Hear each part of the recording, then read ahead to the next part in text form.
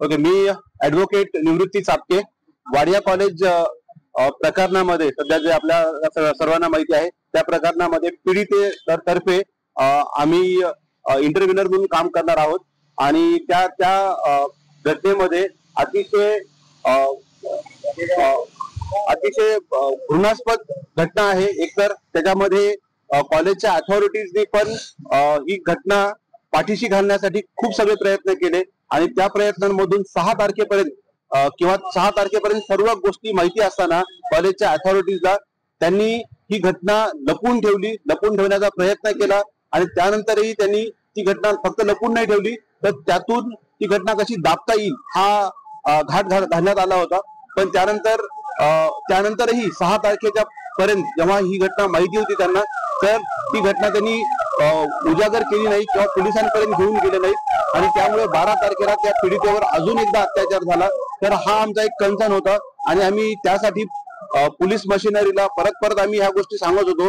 पीडितेच्या घरच्यांनी, आईनी, वडिलांनी या स्टेटमेंटमध्ये ही गोष्ट देण्याचा प्रयत्न केला की आम्ही काय करतो आहोत किंवा काय सांगण्याचा प्रयत्न करतो आहोत, पण ते स्टेटमेंट रेकॉर्ड करण्यासाठी टाळाटाळ होत होती. हे दुःखद रित्या आम्हाला सांगावं लागते की ती टाळाटाळ होत होती. रात्रभर पोलिसांनी त्यांना बसवून ठेवलं होतं. ही अतिशय दुःखद घटना आहे आपल्या पुण्यासारख्या ठिकाणी घडलेली. तर त्या केसमध्ये आम्ही तुम्हाला आमंत्रण दिलं होतं की हा आवाज जो आहे तो जनतेपर्यंत पोहोचवावा. तर तुम्ही आलात इथे, त्यासाठी थँक्यू. आणि आता अशी सिच्युएशन आहे की पोलिसांनी आम्हाला प्रॉमिस केलं आहे की आम्ही योग्यरित्या इन्व्हेस्टिगेशन करू आणि आम्ही जो काही न्याय द्यायचा आहे तो आम्ही देण्याचा पूर्णरित्या प्रयत्न करू. तर त्यामुळे आम्ही आता जी काय आपली परिषद बोलवली होती त्यासाठी आम्ही खाली आलो की सांगण्यासाठी हे की आता त्याची गरज भासणार नाहीये असं वाटतंय तरी या सिच्युएशनला. पण तरीही आपण जागरूकपणे इथपर्यंत आलात, आम्हाला सहकार्य केलं, त्यासाठी खूप खूप धन्यवाद. आणि ह्या ज्या घृणास्पद प्रकार आहे तो उजागर होण्यासाठी आणि सतत आपल्या समोर ठेवण्यासाठी समाजामध्ये आता म्हणालात की कॉलेजला गेले होते पण कॉलेजने पुढे पोलिसांना कळवलं नाही आणि त्यानंतर या कालावधीत त्या पीडित मुलीवर पुन्हा अजून एकदा अत्याचार झाला. अतिशय काय झालं, केव्हा झालं? 6 तारखेला त्यांच्या काउन्सिलर पर्यंत ही न्यूज गेली होती, कॉलेजच्या काउन्सिलर पर्यंत ही न्यूज गेली होती की काय प्रकार झालाय. आणि तुम्हाला तर माहिती आहे की त्यामध्ये व्हिडिओ रेकॉर्डिंग झालेला आहे आणि ती व्हिडिओ रेकॉर्डिंग त्यांच्या डायरेक्टर मंडळापर्यंत सुद्धा गेली होती. परंतु अतिशय घाणेरड्या प्रकारे त्यांना तिथल्या तिथे दाबण्याचा प्रयत्न केला गेला. तो त्यांच्या वडील आणि ते पण अशा केसमध्ये जिथे त्याच कॉलेजमध्ये जिथे ती विद्यार्थिनी शिकतीये त्याच कॉलेजमध्ये तिचे वडील हे प्राध्यापक आहेत. अशा सिच्युएशन मध्ये सुद्धा तो प्रकार दाबण्याचा प्रयत्न केला गेला. हे अतिशय घृणास्पद आहे अजून. आणि त्यानंतर 6 तारखेला ही घटना माहिती होती तिथे कॉलेजच्या लेवलला, परंतु 6 तारखेला त्यांनी काही ऍक्शन नाही घेतली, पोलिसांना बोलवलं नाही, पोलिसांना प्राचारण केलं नाही आणि कंप्लेंट पण केली नाही.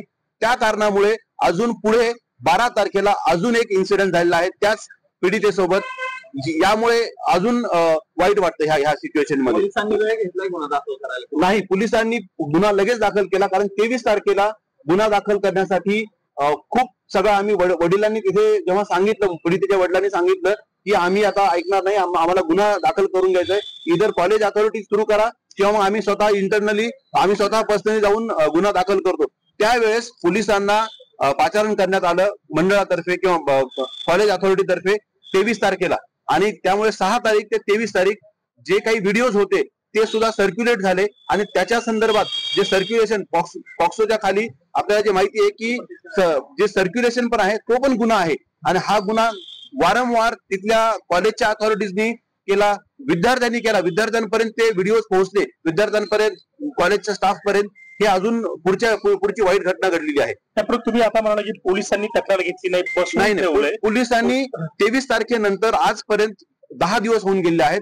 तर त्या केसमध्ये असं व्हायला पाहिजे होतं की लगेच स्टेटमेंट घेऊन 164 स्टेटमेंट घ्यायला हवे होते, पण ते 164 स्टेटमेंट पण घेतलं नाही. आणि पोलिसांनी काल रात्री संध्याकाळी आम्ही 5 ते 10 पर्यंत थांबलो होतो, पण पोलीस कदाचित ते त्यांच्याच पद्धतीने स्टेटमेंट घ्यायचं यावर अडून बसले होते आणि काही फॅक्ट्स त्या आम्हाला सांगू देत नव्हते किंवा काही फॅक्ट्स हे गरजेचं नाही या कारणाखाली कुठल्या फॅक्ट्स आहेत ते तुम्हाला सांगू देत नव्हते? लाईक कॉलेज अथॉरिटीच्या संदर्भात आम्ही सांगत होतो की कॉलेज अथॉरिटीने डोळेझाक केले त्या संदर्भात आम्ही जेव्हा बोलत होतो की त्यांना पण तुम्ही विचारा, ते सर्क्युलेशनचा जो गुन्हा आहे किंवा व्हिडिओ सर्क्युलेट केलेत तर ते गुन्हा त्याच्या संदर्भात ते गुन्हेगार होतात. तर त्या संदर्भात जेव्हा आम्ही बोलायला गेलो तर त्या संदर्भात पोलिसांनी इन्व्हेस्टिगेटिंग मशिनरी सपाट सांगितलं आम्हाला की ह्या आम्ही गोष्टी इन्क्लूड करणार नाही, ह्या FIRच्या बाहेरच्या आहेत. पीडितेने जेव्हा FIR दिली तेव्हा तिला कदाचित सगळ्या गोष्टी ज्ञात नसतील, मात्र त्यानंतर पोलिसांनी तपास व्यवस्थित केला असा आरोप आहे.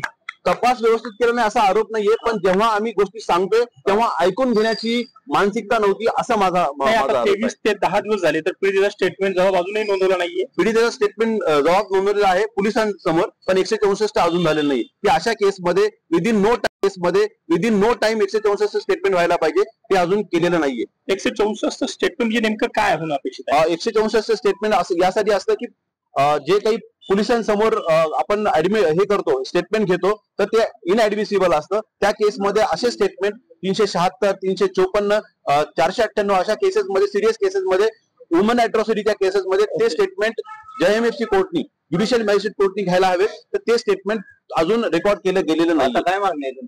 आई-वडिलांची काय म्हणणे? आई वडिलांचं म्हणणं आहे की आम्हाला न्याय हवाय. पोलीस जे लिहून घेत नव्हते त्याचे कोणते मुद्दे आहेत?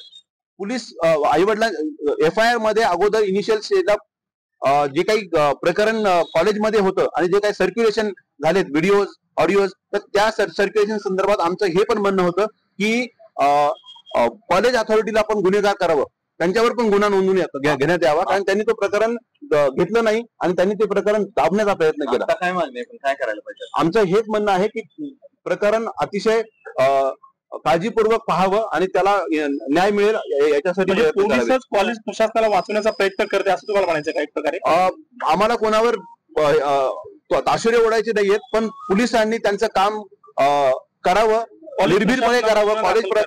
कॉलेज प्रशासन जर त्यांच्यावर गुन्हा दिसून येत असेल तर त्यांनी गुन्हा नोंदवावा अशी आमची इच्छा आहे. तुमच्या याच्यात काय कॉलेजचा सहभाग आहे का या संपूर्ण प्रकरणात? काय वाटतं? म्हणजे मला असं म्हणायचं नाहीये की कॉलेजचा सहभाग आहे, पण कॉलेजमध्ये प्रत्येकाकडे जर व्हिडिओ सर्क्युलेट झालेत तर याचा अर्थ असा की कॉलेजकडे 6 तारखेलाच नोंद होती, घटनेची नोंद होती की असं काहीतरी होतंय.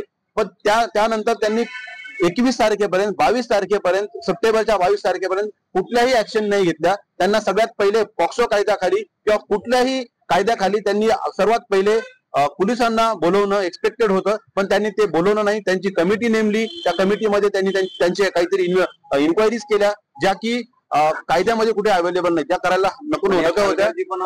आहे की पोलिसांचं नाही, पोलिसांना माहितीच नव्हतं. पोलिसांना साधारण 23 तारखेनंतर ही घटना कळलेली आहे.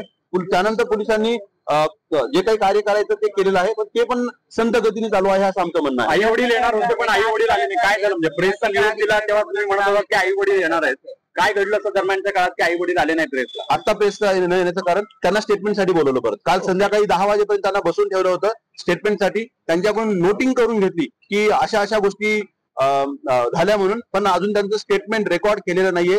पण ते आता त्यांनी सांगितलं की तुम्ही या पोलीस स्टेशनला आणि आम्ही तुमचे रेकॉर्ड. काय अधिकाऱ्यांची मुलं असल्यामुळे वाचवण्याचा प्रयत्न केला अशी शक्यता आहे, नाकारता येत नाही. काही आम्हाला असं कळलेलं आहे की 4 आरोपीपैकी 2 आरोपींची पॅरेंट्स हे सरकारी ऑफिसर आहेत, मोठे ऑफिसर आहेत. कोण आहेत हे आपल्या सगळ्यांना माहिती आहे, पण जबाबदार आहेत ना पोलीस. असू शकतात 10 दिवसात काही केलेलं नाहीये. आम्ही आरोप करत नाहीये कोणावर, पण असू शकतात की पोलीस पण जबाबदार आहेत. हे 4 आरोपी जे आता ऑलरेडी नाव आहेत, अजून दुसरे कोणी आरोपी आहेत? आम्हाला तर 4 आरोपी आहेत असं आहे, पण अजूनही काही आरोपी असू शकतात, कारण व्हिडिओ रेकॉर्डिंग केलेली आहे आणि ती व्हिडिओ रेकॉर्डिंग ज्या पद्धतीची आहे त्यावरून 100% असं वाटतंय की फक्त 4 आरोपी नसून, कारण कॉलेजच्या प्रिमायसेस मध्ये घटना घडलेल्या आहेत आणि कॉलेज चालू असताना हे आपल्याला असं वाटत नाहीये का की असं नाहीये की कुठे जंगलमध्ये झालंय किंवा कुठे आणखी कुठे सेक्युरिटी प्लेसला झालंय, असं कुठेही झालेलं नाहीये.